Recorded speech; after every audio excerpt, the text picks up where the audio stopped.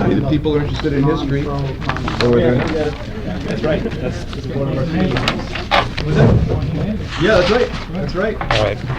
Well, I'm gonna go through the. Yes. All right, we should probably get started here, given that I'm sure there'll be lots of Q&A, and I want to make sure there's enough time to have all that. So, start by saying that I'm the chair. My name is Jack Bradich, and this is the Left to Conspiracy panel, post 9/11 dissent. Speak up. Okay, I will. Am I supposed to talk? Is this going to be? This is not projected into anything. Okay, that's not it. Okay, I'm just trying to.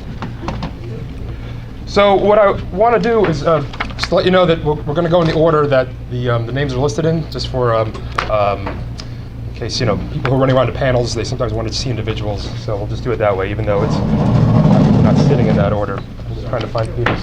Okay, so I will just say a couple words about how this panel started, and as a way of introducing the panel and panelists. Are you doing an audio recording?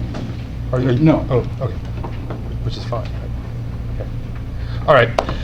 So, what I thought was fascinating was around the 5th anniversary of September 11th this past year, right? There were, as you might imagine, there were a slew of articles and news reports and commentary around not just the remembrance of the event, but specifically around the 9/11 truth movement, or 9/11 skeptics, or 9/11 conspiracy theories, however one wants to define them.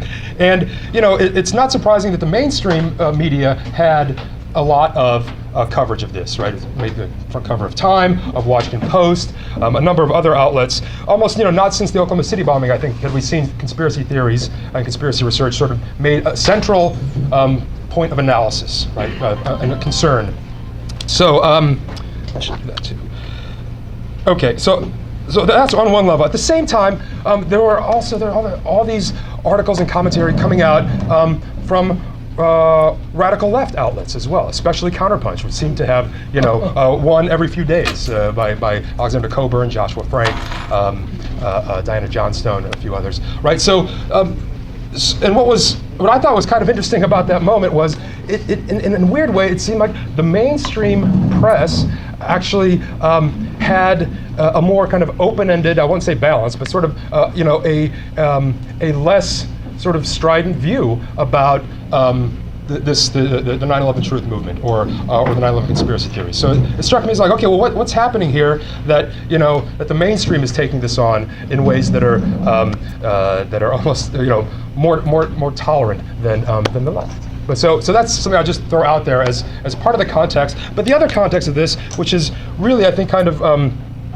important as well, is that in 2006, right before and right around September 11th, right, the State Department, the U.S. State Department, listed what they call, quote, subcultures of conspiracy and misinformation as one of the sources that terrorism springs from.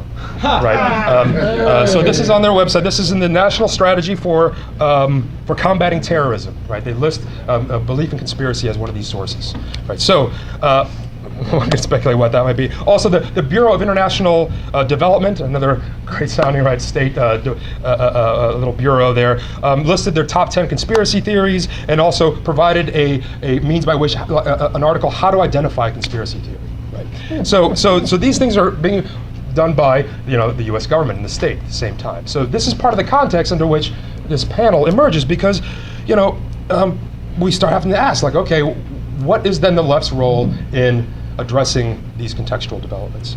And I also just want to point out an emergence of a couple of terms in the past couple years, maybe more than that, right? Something like the gatekeeper left, right? The notion that that there's a kind of, or what Charles Shaw calls a regulated resistance, that inside the left itself, there's a way of regulating dissent and what's possible, right? So the kind of emergence of this term, I think, is a fascinating phenomenon that it certainly needs to be addressed. However one wants to position oneself in relation to it, it needs to be addressed. So this is why we the panel's being put together. And ultimately, what we're dealing with, I think, is an old issue around populism, right? And what it means for the left to address something like popular knowledge,